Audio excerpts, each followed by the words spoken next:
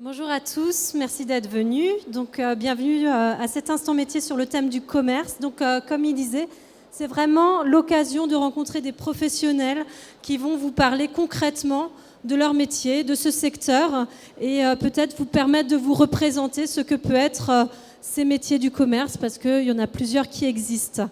Donc, avec le développement aussi du numérique, nous avons ce secteur qui a évolué avec l'augmentation de la vente à distance par l'e-commerce justement.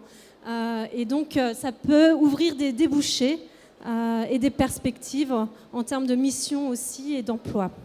Le secteur du commerce, c'est un secteur qui continue de recruter malgré la crise.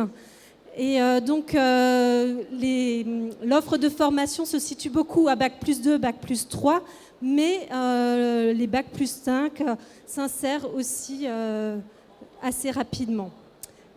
Alors, on va remercier nos intervenants qui sont venus, qui vont parler de leur métier. On va découvrir donc leur parcours, leur formation, leur journée de travail et aussi écouter les conseils peut-être qu'ils peuvent vous donner. Ma collègue, directrice du CIO de Schiltigheim, Béatrice Safi et moi-même, conseillère d'orientation, seront là pour animer ce moment. Voilà, merci. Je la laisse d'ailleurs présenter les intervenantes. Oui, merci. Bonjour à tous et à toutes. Vous avez la possibilité, ma collègue a des petits papiers, si vous ne voulez pas poser des questions en levant le doigt. Vous pouvez au fur et à mesure noter les questions que vous avez sur les petits papiers que j'ai préparés là et qu'on peut vous fournir. Voilà.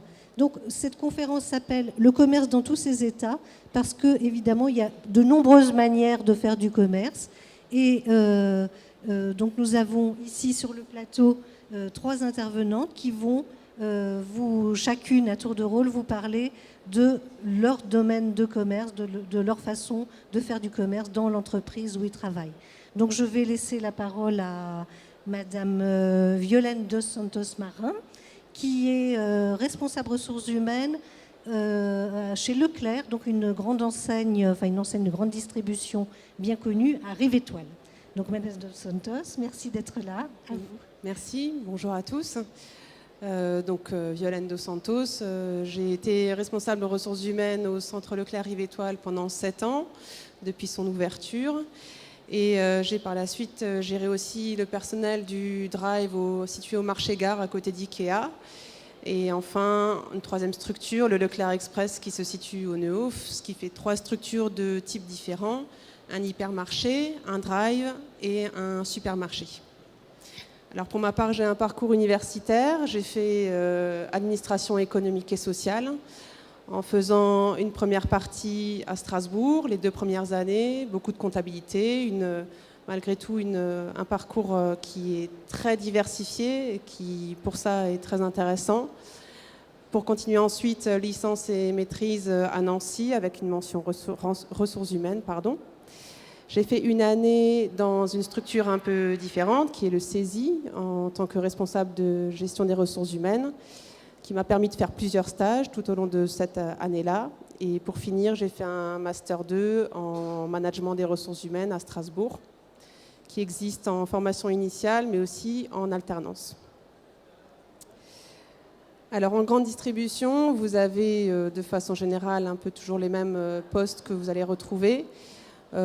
Au départ, à la base, les employés commerciaux, donc c'est les personnes qui remplissent et rangent les rayons, les vendeurs qui ont la partie rangement de rayons, mais aussi le contact avec la clientèle, les hôtes de caisse, les métiers plus techniques, bouchers, boulangers, pâtissiers.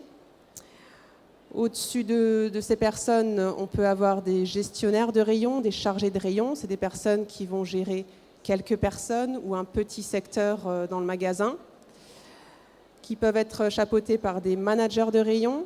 Les managers de rayon va être le manager par exemple du rayon liquide, qui va avoir donc une équipe plus importante sous sa responsabilité et un secteur aussi à gérer au niveau commercial. Les managers de rayon peuvent être regroupés et rattachés à un responsable de département.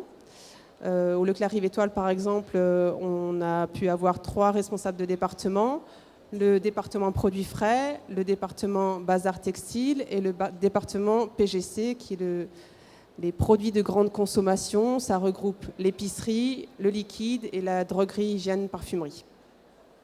Et enfin, pour chapeauter tout ça, un directeur et un président. Donc voilà la structure qu'on peut retrouver au niveau des commerciaux. On a aussi des personnes qui travaillent sur la partie logistique et réception, un responsable réception et avec lui une équipe de réceptionnaires caristes.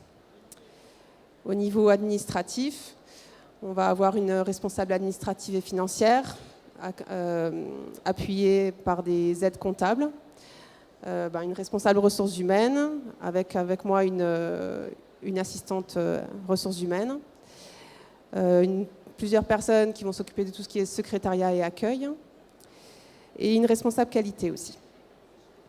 Donc sur les postes à responsabilité qui vont peut-être plus vous intéresser puisqu'ils nécessitent éventuellement une formation post-bac. Donc pour moi, ce sont les postes à partir du manager de rayon et au-delà.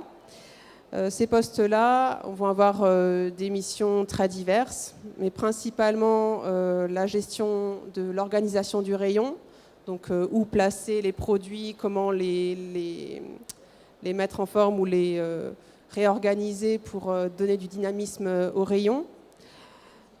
Contrôler, mais aussi remplir le rayon, contrôler la propreté, l'étiquetage, gérer les opérations commerciales, négocier avec les fournisseurs, on négocie aussi en direct avec les fournisseurs,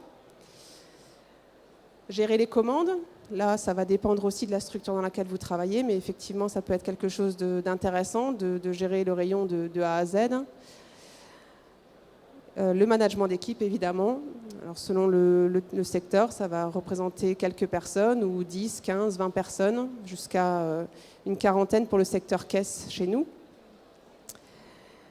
Et ce sont des postes qui sont des postes à la fois de terrain et de bureau. Donc pour des personnes qui aiment que ça bouge dans leur journée, on ne s'ennuie pas. Il y a le terrain, il se passe tout le temps quelque chose, on ne s'ennuie jamais. Et je pense qu'il n'y a rien de pire dans un métier que de s'ennuyer. Donc au niveau de la grande distrie, il y a de quoi faire. Et le périmètre donc, de ces postes, comme je l'ai déjà dit, va énormément différer selon les structures. Vous avez les hypermarchés ou les supermarchés qui sont des indépendants. Et vous avez ceux qu'on appelle intégrés. Donc intégrés, c'est Auchan, par exemple, qui a une direction nationale et des consignes qui sont les mêmes pour tous les magasins, les produits, les prix, tout est cadré, les procédures sont très, très précises et les décisions sont prises au niveau national. Pour ce qui est de Leclerc, par exemple, nous sommes des indépendants, donc chaque magasin est une société à part entière qui fonctionne en totale autonomie comme une société X ou Y, et qui a donc une totale indépendance dans ses choix de gestion, que ce soit gestion commerciale ou gestion du personnel. Et ça fait pour chacun des postes dans le magasin une grande autonomie et beaucoup de possibilités au niveau des marges de manœuvre. Donc chaque magasin fait ses choix et le décideur est sur place. Et le décideur est dans le bureau d'à côté. Donc s'il y a une bonne idée, quelque chose à faire évoluer, il suffit de son OK et puis c'est parti le lendemain, quoi. Au niveau des qualités attendues sur nos métiers, le dynamisme, la prise d'initiative et la rigueur. Alors la rigueur, c'est vraiment quelque chose sur lequel je reviens à chacun de mes entretiens parce que nous devons nous soumettre à des règles très strictes, des règles en termes d'hygiène alimentaire. Si elles ne sont pas respectées, ce sont des conséquences importantes pour nos clients, pour leur santé, pour la confiance qu'ils nous apportent, et des conséquences aussi financières, puisque nous avons la répression des fraudes qui contrôle ce que nous faisons au niveau des catalogues, au niveau des prix pratiqués. Les contraintes à prendre en compte sur ces métiers-là sont importantes à préciser aussi, sont les horaires. On commence tôt le matin, on travaille du lundi au samedi, on travaille à Noël, on travaille à Nouvel An, voilà, on travaille à Pâques, on ne fait pas le pont. Donc c'est quelque chose qui est incontournable quand on travaille dans le commerce. Par contre, des points positifs, Comme je l'ai dit, ça bouge beaucoup. Le contact entre les collaborateurs, il est permanent, avec les clients aussi. L'évolution possible est importante. Quand on montre ce qu'on sait faire, qu'on montre qu'on a envie et qu'on est capable, on peut commencer à la base et terminer en tant que dirigeant. C'est le cas de mon dirigeant précédent, qui était employé et qui est désormais président d'un centre Leclerc. Au niveau des profils attendus, je dirais qu'il n'y a pas de profil absolument incontournable. On a vraiment de tout dans nos managers. Mais si je dois donner quelques diplômes, ce seraient les BTS management d'unité commerciale, gestionnaire d'unité commerciale, la licence d'ISTEC, ou peut-être qu'elle a évolué dans son nom, je ne sais plus. Il y a des formations de manager de rayon aussi qui existent. Mais dans tous les cas, si vous n'avez pas d'expérience dans ce domaine, l'alternance, c'est un choix intéressant parce qu'il vous permet vraiment de voir concrètement le terrain et déjà de vous faire une première expérience. Ou de profiter des jobs d'été aussi pour faire connaissance avec ces métiers-là et confirmer vos projets professionnels. Mais ce que je tenais surtout à préciser, moi, aujourd'hui, dans le cadre de ces journées universitaires, c'est que quel que soit le projet ou la section choisie, c'est de faire des stages ou de prendre en compte les possibilités d'alternance qui existent. Aujourd'hui, l'alternance, ça existe du CAP jusqu'au Bac+5, donc ça se développe et les entreprises aiment ça aussi. Et donc le plus tôt possible, faire des stages, même quand ce n'est pas obligatoire. Moi, à l'université, j'ai pu avoir une convention de stage entre ma première et deuxième année. J'ai pu confirmer que les ressources humaines, c'était effectivement un domaine qui me plaisait. Et c'est vrai qu'à l'université, parfois, on avance, on se retrouve en troisième année, et puis on se rend compte qu'il y a un décalage entre ce qu'on imaginait et la réalité du terrain. Donc profiter des opportunités possibles ou créer-les aussi, rencontrer des professionnels.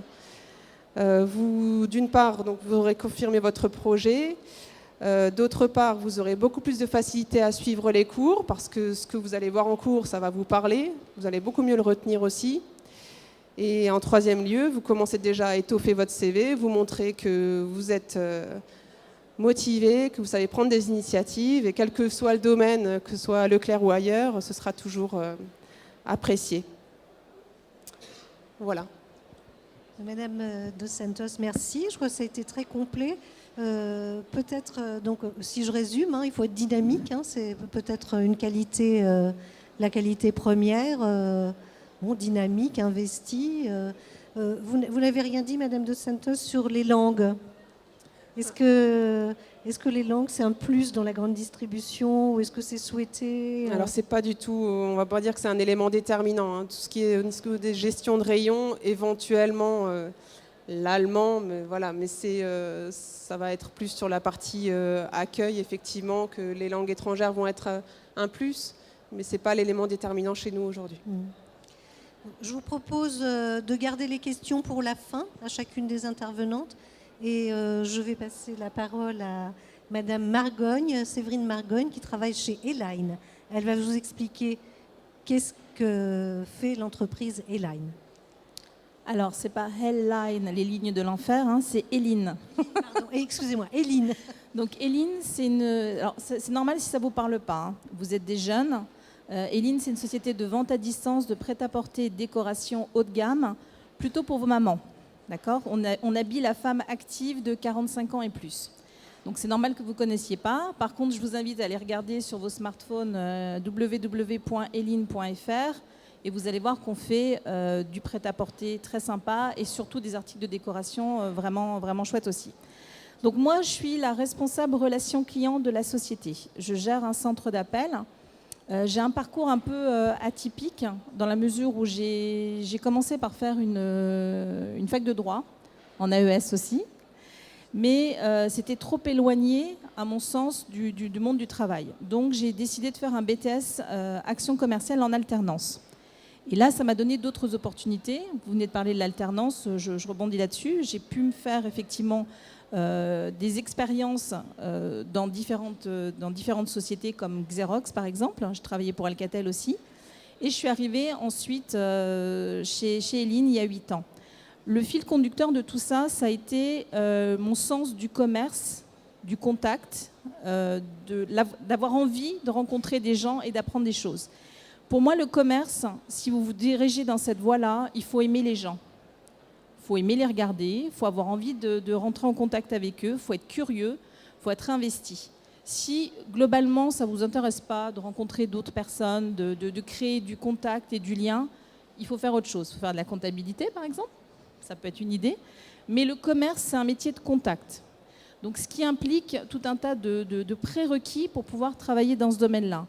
Il faut avoir un bon sens de l'élocution. Il faut s'exprimer clairement. Il faut avoir une qualité d'écoute. Il faut écouter ce qu'on vous dit. Il faut le comprendre. Il faut avoir envie de détecter des besoins. Et à partir de là, on peut faire du commerce, quel que soit le domaine. Que ce soit dans l'immobilier, dans le technique, dans le prêt-à-porter ou autre. Aujourd'hui, chez Eline, on a plusieurs métiers qui existent. Alors moi, je suis la voix de la cliente. Je suis au contact au quotidien avec la clientèle. J'anime une équipe de responsables d'équipe commerciale avec des conseillers clientèle. Alors on peut les appeler comme on veut, téléacteurs, téléopérateurs, commerciaux sédentaires, conseillers clients. Ce sont des personnes qui sont en ligne avec nos clientes. On a une clientèle très haut de gamme, donc très exigeante. On a parfois certaines célébrités qui commandent chez nous. Donc on a un niveau d'exigence par rapport à l'accueil qui va leur être réservé très important. C'est un peu comme le domaine du luxe. Je compare souvent les métiers des conseillers clientèle au métier des concierges dans les grands hôtels. Dans un hôtel très réputé, vous avez une personne qui a le titre de concierge qui va être celui vers qui toutes les stars vont aller parce qu'elles veulent aller voir un spectacle, parce qu'elles savent qu'elles vont avoir leur restaurant réservé, leur restaurant préféré, etc. Donc, le conseiller clientèle chez Eline, c'est ça. C'est la personne de référence qui est dédiée à son client et qui va tout faire pour lui apporter satisfaction. À partir de là, vous avez tout un tas de fonctions support. Alors en back-office, bien évidemment, en logistique. On a des responsables back-office, c'est-à-dire qui vont traiter toutes les demandes qui ne sont pas frontales, en front, et qui vont solutionner les problématiques, que ce soit du SAV, des problèmes de paiement, du recouvrement, enfin tout ce qui peut se passer. Avec les métiers du e-commerce, on a une problématique de gestion de la fraude à la carte bancaire, l'usurpation d'identité. Donc on se retrouve à gérer des dossiers qui sont même parfois juridiquement assez complexes et on a besoin de compétences par rapport à la gestion de back-office et de demandes de ce type-là.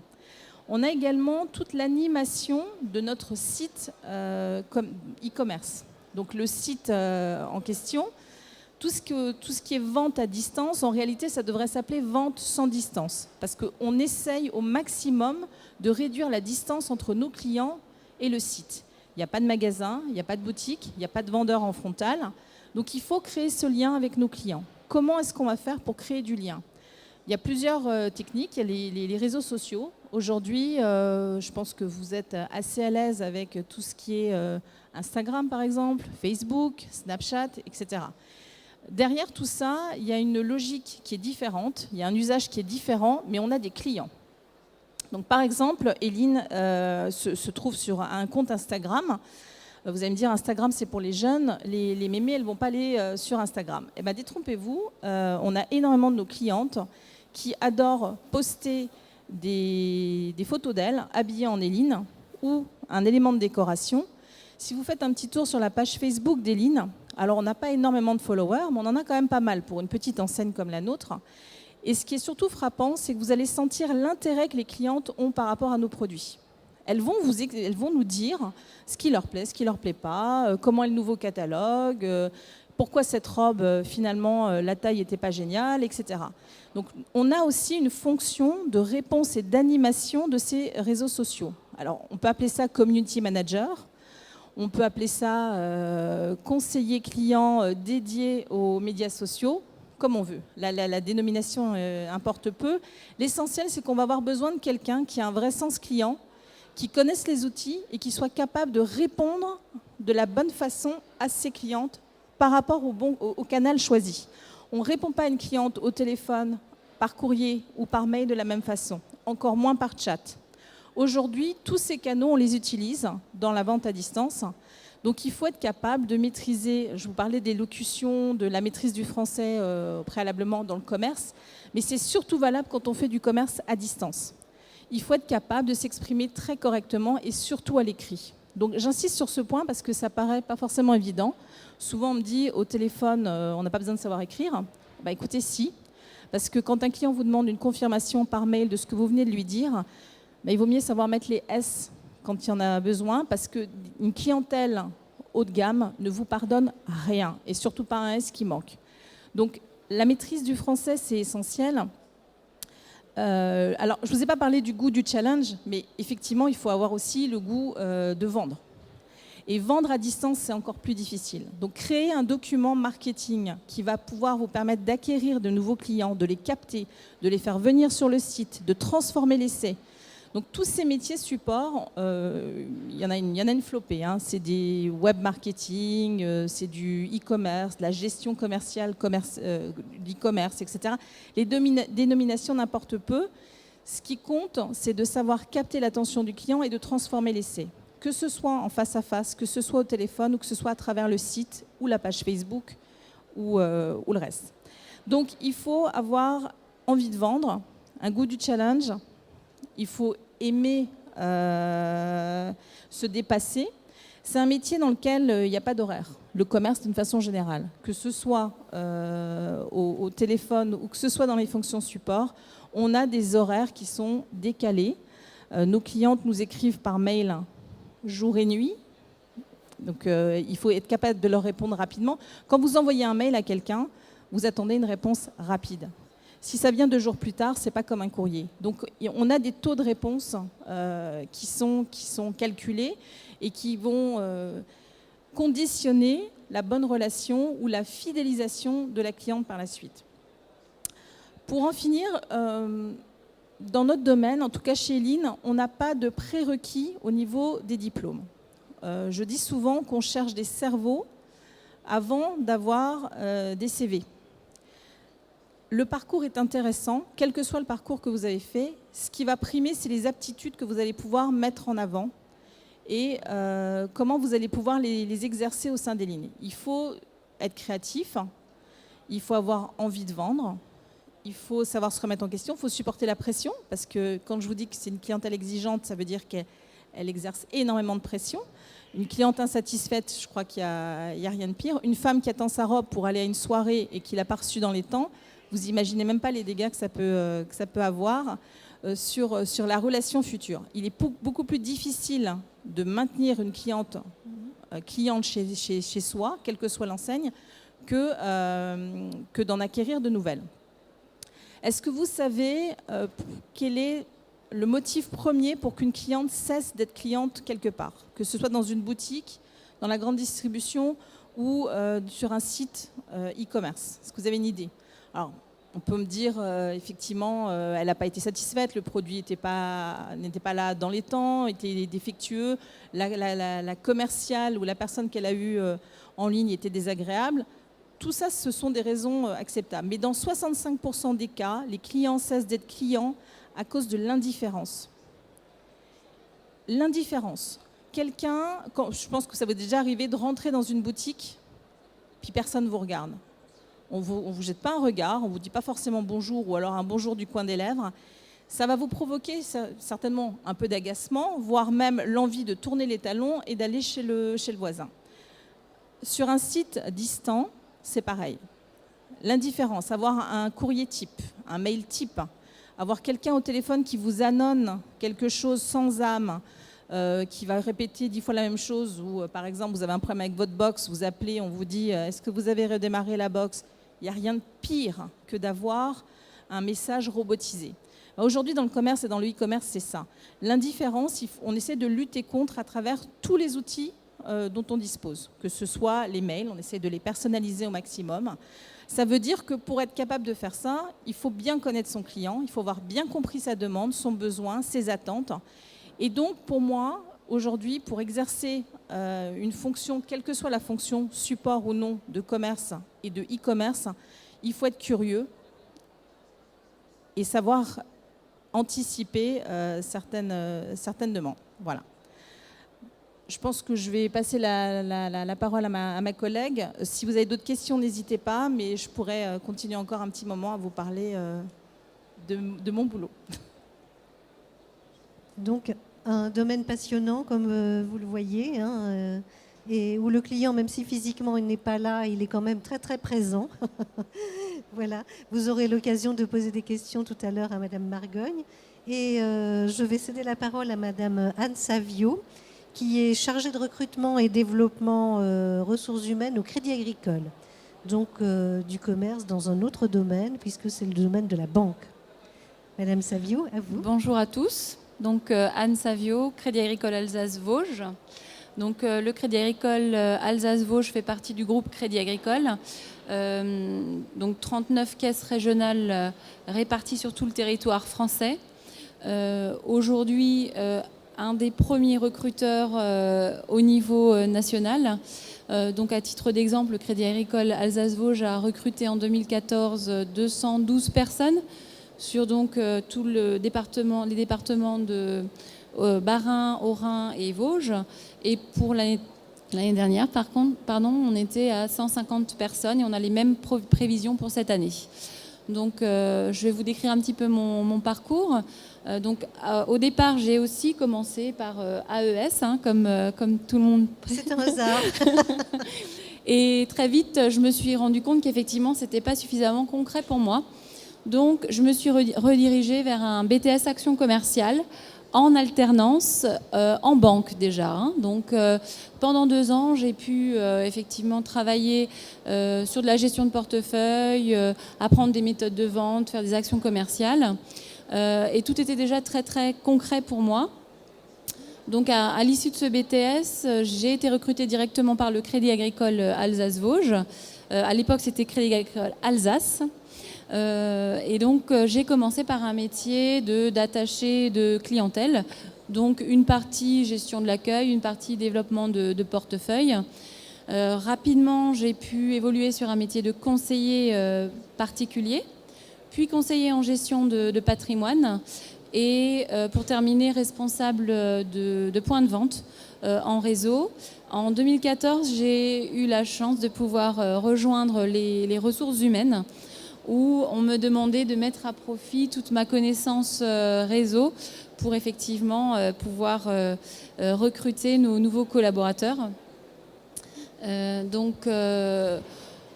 En termes d'évolution, ce qu'il faut savoir, c'est que ça peut être assez rapide, puisque le milieu de la banque, c'est un milieu dans lequel vous avez beaucoup d'opportunités, beaucoup de départs à la retraite, des remplacements, une évolution aussi du métier qui est en marche actuellement avec tout ce qui est digital, de la banque à distance.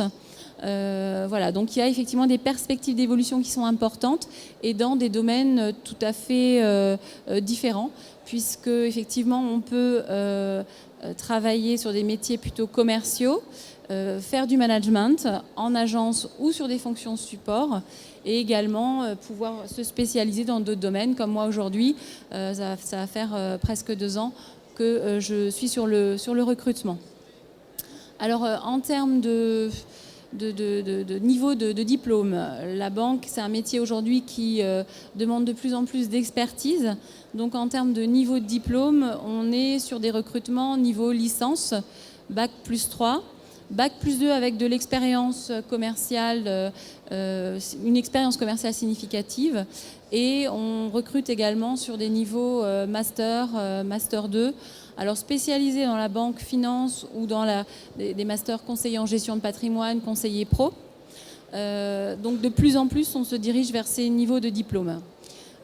Par rapport au recrutement, on est aussi beaucoup sur des recrutements d'alternants, puisqu'on souhaite former nos jeunes diplômés en alternance. Donc on va recruter à partir du Master 1 ou même en licence également, Master 1, Master 2, pour former pendant 2 ans les jeunes, pour leur permettre à l'issue de la formation, d'intégrer une agence et de pouvoir de suite être opérationnel sur les métiers de conseil. Alors, ce qui est très important si vous voulez vous lancer dans ces métiers de la banque, c'est, comme l'a dit Madame, hein, j'ai retrouvé beaucoup de points communs avec nos souhaits de recrutement. C'est vraiment le sens du commerce qui est important. Il faut aimer les gens, savoir aller au contact des gens, puisque le métier de la banque, vous rentrez dans l'intimité des gens. Et donc là, c'est vraiment important d'avoir ce sens commercial. Après, il y a des fonctions support qui ne nécessitent pas forcément d'avoir ce sens du commerce. Par contre, aujourd'hui, la volonté, dans notre réseau en tout cas, c'est de pouvoir avoir des profils évolutifs et aussi de casser un petit peu le fossé qui existe souvent entre les métiers support et les métiers réseau. Donc de plus en plus, nos recrutements s'axent sur effectivement des métiers commerciaux, mais avec des profils évolutifs sur des fonctions transversales. Comme moi aujourd'hui, j'ai rejoint la RH, mais on a aussi d'autres parcours, des personnes qui font le même parcours que moi en réseau et qui arrivent sur des fonctions de marketing, de juridique, enfin tout dépend en fait de la formation initiale. Voilà, que dire d'autre par rapport au niveau de formation. Voilà, donc ce qu'il faut savoir, c'est qu'aujourd'hui, la banque recrute de plus en plus de diplômés niveau Bac+3 minimum. Donc si vous voulez vous lancer là-dedans, effectivement, il faut prévoir des études plutôt longues. Voilà, qu'est-ce que vous nous aviez demandé encore ? Alors en termes de conseils, c'est vraiment sur l'alternance aujourd'hui qu'on va mobiliser nos forces pour la formation. Par contre, c'est sûr que des recrutements au niveau Bac+2 avec une expérience commerciale, des gens qui ne seraient pas du tout issus du milieu bancaire, ce sont aussi des profils qui nous intéressent et pour lesquels on va mettre en place tout un système en fait de formation interne avec des formations diplômantes qui permettent de parfaire la formation initiale. Voilà, bah, écoutez, je pense que j'ai... Il me semble que vous avez bien fait le tour de la question. Est-ce que le développement de la banque en ligne ne va pas faire baisser le nombre de recrutements ? Alors, le développement de la banque en ligne, c'est quelque chose qui est au cœur de nos préoccupations aujourd'hui. Crédit Agricole Alsace-Vosges propose une e-agence. Donc une agence à distance où effectivement on va gérer tous nos clients hors département et tous les clients qui souhaitent avoir cette gestion à distance. Donc ça c'est quelque chose qui est déjà en place, une vraie e-agence qui existe au sein du Crédit Agricole Alsace-Vosges. Et nous avons aussi une plateforme téléphonique qui n'est pas délocalisée dans un autre pays, qui est bien chez nous, à Épinal, où là on a effectivement tous les métiers qui sont déclinés pour avoir effectivement une gestion à distance. Des métiers spécialisés dans l'assurance, spécialisés dans l'immobilier, voilà, pour permettre à nos clients d'avoir à tout moment un contact avec quelqu'un de qualifié pour pouvoir répondre à leurs problématiques voilà, à n'importe quel moment. Voilà. Après, au niveau du Crédit Agricole Alsace-Vosges, on modernise aussi nos agences. Vous l'avez peut-être vu, je ne sais pas, hein, c'est peut-être pas au cœur de vos préoccupations aujourd'hui, mais voilà, on a vraiment la volonté d'ouvrir nos agences et que on ait une vraie proximité avec nos clients. Donc dans les nouvelles agences qui sont complètement ouvertes, vous avez des murs où les clients peuvent laisser des messages, des commentaires à leurs conseillers, des tablettes pour pouvoir faire des opérations sur place ou également à distance, et puis une disponibilité constante des conseillers en agence pour accueillir le client ou le prospect, puisque la banque est en fort développement aujourd'hui, on cherche constamment de nouveaux clients. Voilà. Merci. Alors, bon, le fait que Mesdames Margogne, Dos Santos et Madame Savio soient passées par une formation d'AES, c'est un hasard tout à fait étonnant. Enfin, pas si étonnant que ça quand on sait que l'administration économique et sociale est une licence quand même très large qui n'est pas hyper spécialisé au départ et où on construit un parcours au fur et à mesure. Donc c'est un hasard qui n'est pas si fortuit que ça finalement. Et oui, bon, ou alors que vous, oui. Madame Margonne dit, ça montre qu'elle ne savait pas au départ ce qu'elle voulait faire. Mais ça montre aussi qu'elles ont su choisir des opportunités, à travers notamment des stages pour Madame Dos Santos, à travers aussi la découverte d'un milieu professionnel, d'un domaine professionnel, à savoir le commerce, dans les différents domaines, à travers l'alternance. Mais vous pouvez aussi avoir ces mêmes formations à temps plein. Ça, après, c'est un choix personnel et un choix d'opportunité. Alors peut-être avez-vous des questions encore pour compléter l'exposé qui fait quand même bien le tour de la question et des compétences et qualités nécessaires pour travailler dans ce domaine. Alors j'ai une question pour la personne du Crédit Agricole. Recrutez-vous beaucoup de diplômés de grandes écoles de commerce? Si oui, quelle fonction occupent-ils? Un peu la responsabilité, le salaire. Vous disiez que vous recrutiez plutôt des bac plus 3 et donc la question c'est école de commerce. Alors on recrute effectivement bac plus 3, bac plus 5. École de commerce également. Donc après, tout dépend de ce que le candidat souhaite faire. On a effectivement des postes qui sont accessibles sur les métiers support, donc au niveau du siège, mais également pouvoir rentrer directement en agence, faire de l'accompagnement de clients, donc sur des postes, je ne sais pas moi, de chargé entreprise par exemple, ou chargé professionnel, également sur tout ce qui est gestion de patrimoine. Donc voilà, on recrute effectivement les écoles de commerce sur ce type de métier, mais également sur les métiers support. Mais l'essentiel de notre recrutement se fait quand même sur des métiers commerciaux en réseau.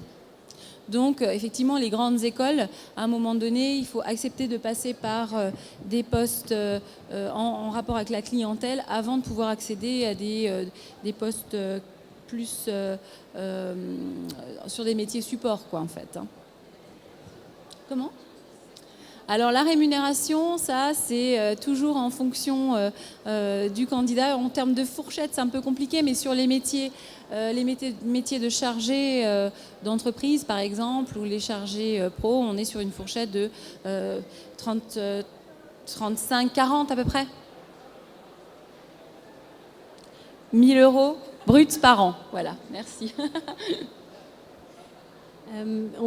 J'ai vu qu'il y avait d'autres questions, peut-être élargir à vous aussi. Est-ce que vous recrutez des personnes d'école de commerce et les postes qu'ils occupent? Pour notre part, au niveau commerce, non, il n'y a pas de personnes de grandes écoles, éventuellement sur les postes métiers support, mais dans ma structure à moi, non. Alors, nous, ça nous est arrivé pour des fonctions plus de gestion et de marketing très haut niveau. Mais là, encore une fois, la rémunération est souvent moins importante que ce qu'on s'imagine. Alors, pour l'avoir vécu en BTS, il y a un petit peu de temps, il y a quelques années, on me disait, vous allez voir, vous allez gagner de temps, c'est sûr. Avec un BTS, on va vous faire un pont d'or. C'est faux, et c'est, j'ai envie de dire, valable, quel que soit le niveau d'études. Ce qui va être valorisable, ce qui va vous permettre d'avoir une rémunération intéressante, c'est votre expérience. On valorise bien sûr le niveau d'études, mais j'ai envie de dire, tout le monde va partir avec un même niveau. Quand on vous dit qu'on recrute un niveau bac plus 2, bac plus 3, des bac plus 2 et des bac plus 3, il y en a des pelletés. Par contre, la différence va se faire au niveau de l'expertise, de ce que vous allez pouvoir apporter à l'entreprise et ce que vous allez pouvoir monnayer. On est dans le commerce, mais vous vous vendez aussi. Vous êtes un bien que vous mettez au service de l'entreprise. Donc c'est ça qui va permettre de monnayer un salaire d'entrée. Quand on est junior, quand on rentre, quel que soit le niveau, on ne peut pas s'attendre à démarrer, j'ai envie de dire, au-dessus de 30 et encore 30 000 € bruts l'année. Et il faut poser la question sur combien de mois ? Sur 12, sur 13 ou sur 14 ? C'est pas pareil. Donc voilà. Mais il ne faut pas s'imaginer qu'en démarrant dans la vie active, on va pouvoir faire des sommes sidérantes. C'est faux. Ce que vous allez valoriser, c'est votre expertise et ce que vous allez apporter. À partir du moment où vous faites des étincelles dans le job que vous allez occuper, le reste suivra assez facilement. Voilà, ce que je veux juste rajouter, c'est que le niveau des diplômes, si vous voulez, ça vous permet de pousser la porte. Après, c'est à vous de prendre votre carrière en main et d'évoluer, de saisir les opportunités. Effectivement, le niveau de rémunération d'un jeune diplômé va pas forcément dépendre du niveau de diplôme. Hein. Donc, ce sera vraiment à vous, après, de prendre votre carrière en main, de saisir les opportunités au sein de l'entreprise dans laquelle vous allez être recruté. Alors, ce qu'on peut valoriser, c'est pas uniquement l'alternance. Hein. Nous, on est issus de l'alternance, donc on en parle volontiers. Moi, je recrute aussi des gens qui peuvent valoriser une expérience personnelle, par exemple, dans l'associatif.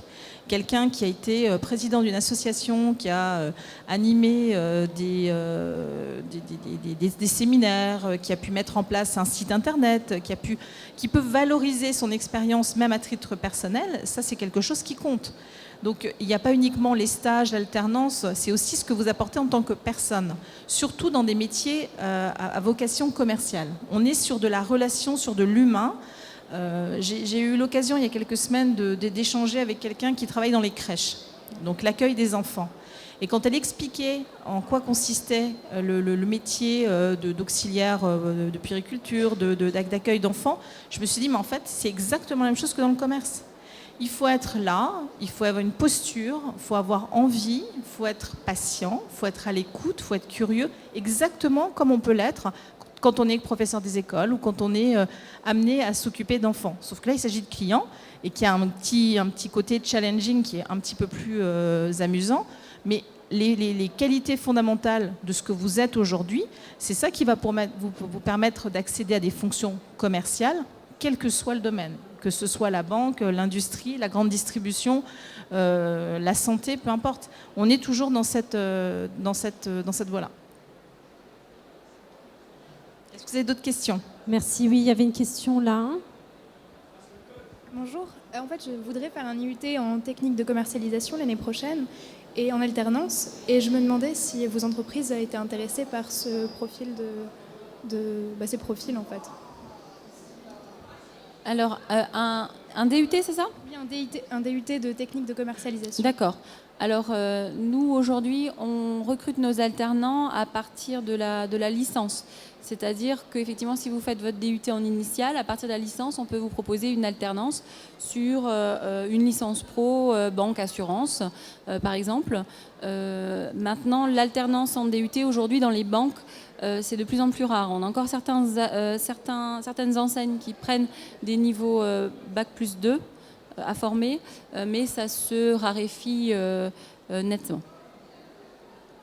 Après, si vous vous êtes intéressé par les métiers de la banque en alternance, je vais faire un peu de pub pour le CFPB, Centre de formation de la profession bancaire, qui aura donc le 5 mars une journée porte ouverte qui va se tenir à la Maison de la Région, juste à côté, où là, vous allez pouvoir avoir en un même lieu toutes les banques réunies, toutes les offres d'alternance et tous les niveaux, donc Bac plus 2, 3 et Master. Merci. Dans la vente à distance, oui. Donc on peut postuler à Eline alors. Tout à fait. Après, tout dépend de ce que vous avez envie de faire, mais on peut en discuter, bien sûr. D'accord. Et arrivez-toi. Oui, après, effectivement, ça, selon les opportunités, selon les postes effectivement à pourvoir, mais c'est un profil qui peut effectivement correspondre. Est-ce qu'il y a d'autres questions ? Oui. Vous voulez la poser ou... Bonjour, moi en ce qui me concerne, j'aimerais entreprendre une licence de ressources humaines, mais je n'ai pas un domaine précis dans lequel m'insérer. Donc je ne sais pas si ce profil convient à vos 3 entreprises, d'être assez large sans le domaine clair, en fait, sans un domaine clair. Je ne sais pas, après licence, c'est surtout une licence donc, pro en alternance. Donc après, je ne sais pas si ça peut convenir à vos... Je ne comprends pas la question. Vous nous allez faire une licence pro en ressources humaines, c'est ça ? Voilà, c'est ça. Et je sais, est-ce que ce profil vous convient en fait ? Écoutez, oui, ça, à partir du moment où s'il y a un poste à pourvoir, c'est ça. S'il y a un besoin au niveau licence dans la structure concernée, tous les niveaux de diplôme peuvent correspondre. Après, c'est vrai que... Après, au niveau des banques, enfin, en particulier Crédit Agricole Alsace-Vosges, pour les recrutements de ce type de poste, on a d'abord, en fait, les postes sont d'abord ouverts chez nous en interne. Donc, c'est-à-dire qu'on va voir dans nos forces vives les gens qui ont déjà la culture d'entreprise, si on a effectivement des personnes qui ont ces compétences de par leur formation initiale. Donc, ils seront privilégiés sur ce type de postes. Sinon, effectivement, on ouvre les postes en externe et on recrute en externe en fonction des postes vacants. Par contre, c'est quand même des postes qui sont rarement ouverts en externe. Et pour ma part aussi, spécifiquement chez nous, par exemple, moi, je privilégie l'apprentissage par rapport au contrat de professionnalisation. Financièrement, pour l'entreprise, c'est plus intéressant. Donc, voilà, c'est important de le savoir, quel que ce soit en ressources humaines ou dans les autres secteurs, commerce, etc. S'il y a les deux choix possibles, privilégier l'apprentissage, même si aujourd'hui les contrats de pro sont très nombreux et peut-être beaucoup mieux communiqués parce qu'il y a beaucoup d'écoles privées qui les développent. Voilà. Oui, nous, c'est pareil. On privilégie aussi l'apprentissage. Donc, on passe par les CFA pour nos contrats d'alternance. Oui, alors en ressources humaines, dans la spécialité ressources humaines, je pense que les dames me contrediront pas, il y a beaucoup de monde sur le marché en ressources humaines et c'est souvent des gens qui ont une compétence double, à la fois en gestion et en ressources humaines pures. Si vous avez que le volet ressources humaines et pas la connaissance intime de l'entreprise où vous souhaitez postuler, c'est un petit peu compliqué. Parce que comme les dames l'ont déjà indiqué, on recrute d'abord à l'interne. Je ne me trompe pas ? Alors chez nous, vu que ce sont des petites structures, chaque magasin, vraiment, il n'y a pas de lien entre les magasins, de mutation ou de parcours qui peuvent être beaucoup plus développés à votre niveau. Ça ne va pas forcément être le cas, mais ce que je voulais redire, comme j'avais dit tout à l'heure, si à la rentrée vous envisagez un certain projet professionnel encore plus en alternance, dès maintenant, essayez de faire des stages, vous profitez des vacances scolaires pour rencontrer des professionnels, pour dire voilà, les RH, je sais ce que c'est, j'ai pu faire telle et telle chose, même si c'est des basiques, c'est déjà des portes d'entrée et après le réseau se développe et tel RH va connaître tel autre RH qui va vous trouver peut-être quelque chose plus facilement. D'accord, ok. Moi, j'aimerais rajouter quelque chose par rapport au réseau. C'est hyper important de se créer des opportunités, de forcer la porte quelque part par le biais des réseaux. Il existe énormément de choses. Aujourd'hui, vous allez sur les réseaux sociaux, sur Facebook, vous avez des apéros de jeunes ambassadeurs, de jeunes entrepreneurs, de jeunes RH, de tout ce que vous voulez. C'est vraiment important de se construire son réseau et de se créer des opportunités. C'est vraiment le conseil que je peux vous donner aujourd'hui. Quel que soit le domaine, quel que soit ce que vous voulez faire derrière, c'est ça qui va vous permettre d'avancer. C'est pour moi le réseau. Mais vous êtes dans une voie normalement commerciale, donc le contact, c'est pas un problème pour vous, bien au contraire. Il faut se créer ces opportunités, il faut y aller, il faut rencontrer des gens. Juste pour revenir sur la notion de stage, c'est vrai que nous, on privilégie aussi beaucoup les stages plus ou moins longs en fonction des besoins.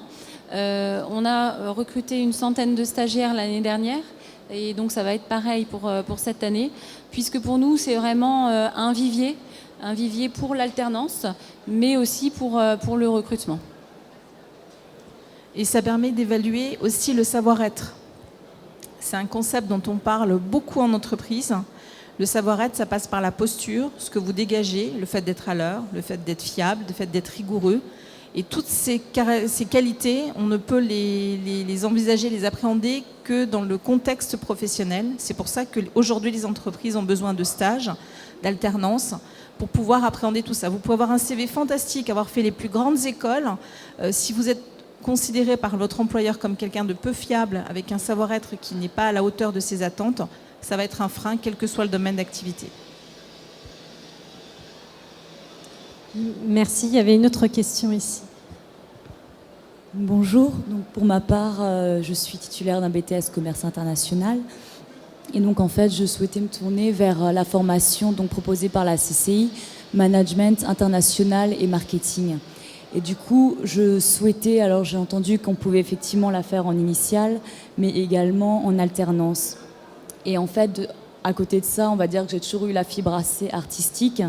Et j'avais démarré, j'ai un parcours assez atypique, j'ai fait un bac STI art appliqué, puis ensuite j'ai arrêté. Donc c'est vrai que j'ai toujours eu cette fibre artistique et en même temps le commerce. Et du coup, je pensais vraiment me tourner éventuellement vers une alternance, essayer de trouver justement dans une entreprise comme Eline ou ce genre d'entreprise. Donc est-ce que c'est possible? Mais ce qu'il y a, c'est que c'est vraiment...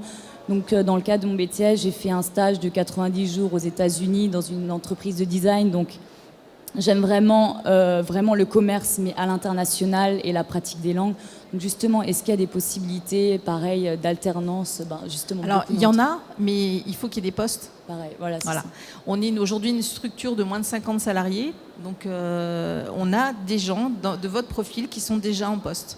Il faudrait revoir d'ici 1 an ou 2, parce qu'ils ont effectivement un parcours qui a été décidé comme ça. Mais bien sûr, oui, c'est des entreprises comme les nôtres qui peuvent vous offrir ce genre d'opportunités. Maintenant, le monde du web est immense. Des sociétés comme les nôtres, il y en a d'autres. Dans la région aussi. Je ne vais pas vous parler de nos concurrents parce qu'on est bien mieux. Mais il existe dans la concurrence, en tout cas sur le marché du prêt-à-porter, on a une enseigne concurrente qui est localisée à Heurt. Vous avez tout un tas de structures qui trouvent leur siège dans la région ou à proximité. Vous pouvez trouver, ouais. Il faut chercher. Merci beaucoup. C'est dur. Est-ce qu'il y a d'autres questions?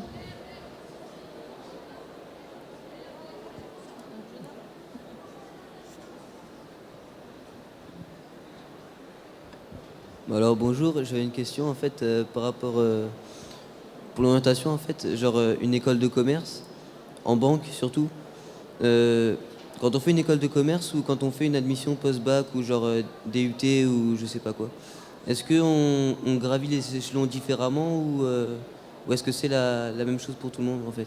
Non, c'est ce que je disais tout à l'heure. En fait, le diplôme va vous permettre de pousser la porte. C'est-à-dire qu'aujourd'hui, nos recrutements, on les fait, profil souhaité, niveau licence pour les jeunes diplômés, minimum licence, sinon master. Niveau bac plus 2 avec une expérience significative pour effectivement quelqu'un qui a déjà eu une expérience et qui veut faire une reconversion professionnelle. À partir de là, tout le monde pousse la porte et si on vous donne une opportunité, c'est à vous de la saisir et de gravir les échelons à votre rythme. C'est-à-dire qu'on peut avoir je vais vous donner l'exemple de quelqu'un qu'on a embauché il y a 1 an sur un jeune qui a fait un master 2. C'était pas forcément banque, je crois que c'était marketing et commerce. Et donc ce jeune a été embauché sur un poste d'attaché de clientèle et en 12 mois, il est passé conseiller de clientèle. Donc en 12 mois, il a pu avoir une promotion. A contrario, on a d'autres personnes, même niveau de diplôme, qui vont mettre 3-5 ans pour pouvoir avoir la même évolution. Parce qu'en termes de savoir-être, d'investissement, de motivation, etc., il n'aura pas forcément donné la même chose. Donc, si vous voulez, la première chose, c'est de pouvoir pousser la porte, de rentrer dans l'entreprise et ensuite, c'est à vous de faire votre chemin et de saisir les opportunités qui se présentent. Et de répondre bien sûr aux exigences de l'entreprise quant aux objectifs, à l'intégration dans l'équipe, tout ce qui fait le savoir-être, le savoir-faire. Voilà. Est-ce que j'ai répondu à votre question? En fait, vous avez parlé d'expérience ou autre chose, mais quelqu'un qui a fait des grandes études, par exemple les grandes écoles en fait, est-ce que lui, il n'aura pas plus de chance par rapport à quelqu'un qui a Pas forcément. Il aura peut-être plus de capacité à apprendre rapidement, peut-être, parce que le niveau d'études fait qu'il est peut-être plus habitué à vraiment se mettre dans les études que quelqu'un qui fait une reconversion professionnelle, ça c'est sûr. Mais vous pouvez être embauché au même niveau de poste. Après, tout dépend des opportunités. On va peut-être proposer effectivement à quelqu'un qui sort d'une grande école tout de suite un poste à responsabilité parce qu'on aura le poste qui va bien à ce moment-là et que la personne correspond au profil recherché. Mais ça reste quand même assez limité comme recrutement. Merci. Est-ce qu'il y a d'autres questions ?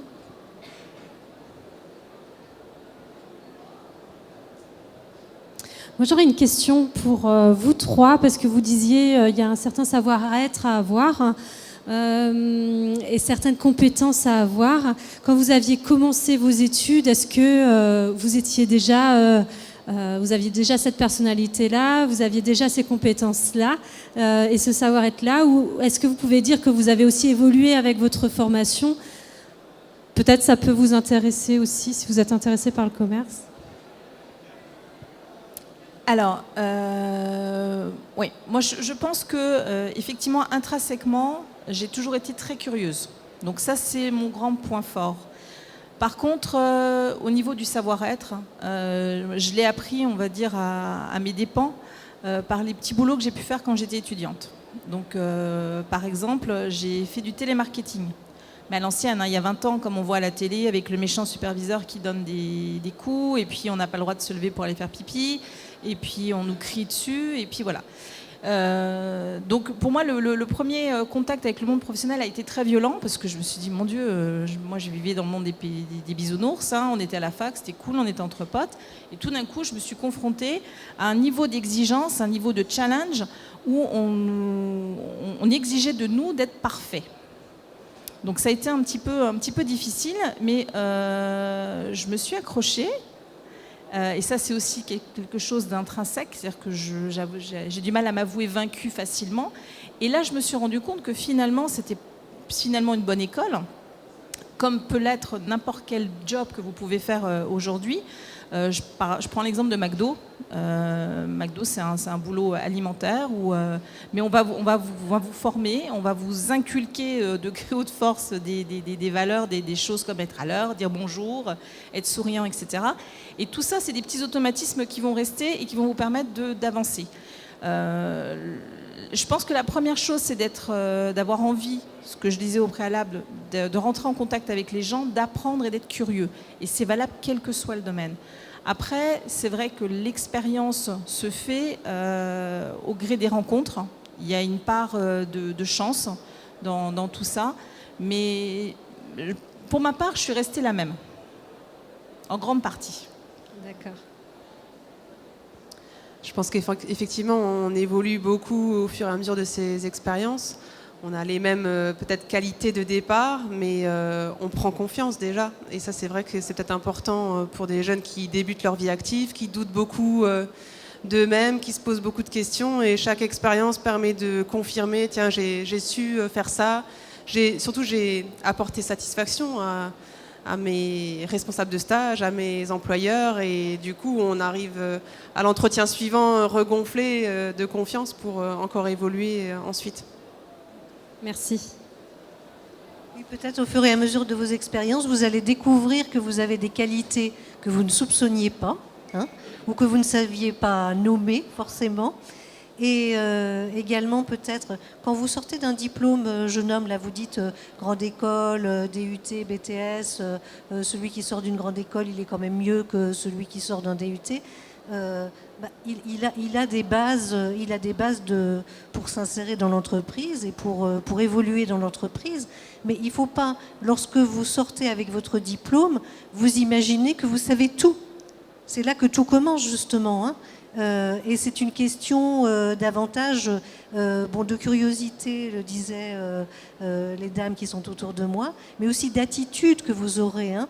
Vous pouvez apprendre et vous aurez à apprendre du grand chef de l'entreprise, mais aussi de la personne qui va travailler éventuellement sous vos ordres, parce qu'elle connaît des choses que vous ne connaissez pas, même si vous avez fait beaucoup plus d'études qu'elle.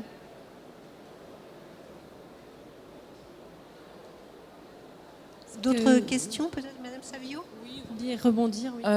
Bon, moi, je me retrouve beaucoup dans ce que vous dites. C'est vrai que voilà, j'ai toujours été très, très curieuse et c'est vrai que ça m'a beaucoup portée. Bon, de temps en temps, on va des fois un peu trop loin quand on est curieux. C'est une qualité et un défaut. Mais voilà, enfin, on apprend de ses expériences. Un conseil, c'est effectivement rentrer rapidement dans le monde de l'entreprise par des jobs d'étudiants. On a parlé du McDo, c'est vrai que ça forge tout de suite voilà, les relations en entreprise. C'est pas du tout la même chose que quand on est avec ses potes. Voilà, donc c'est important de rentrer tout de suite dans ce monde du travail par des jobs étudiants, par des jobs d'été. Voilà, n'attendez pas parce que sinon ça risque d'être violent.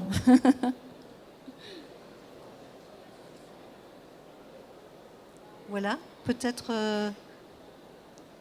bonne chance à vous et on vous laisse profiter encore de votre visite au GU. Et je remercie encore vivement Madame Margogne, Madame Dos Santos et Madame Savio. Elles ont su se rendre disponibles alors qu'elles sont très prises toutes les trois et on les remercie très chaleureusement. Elles se sont investies pour vous, on les remercie et on les applaudit.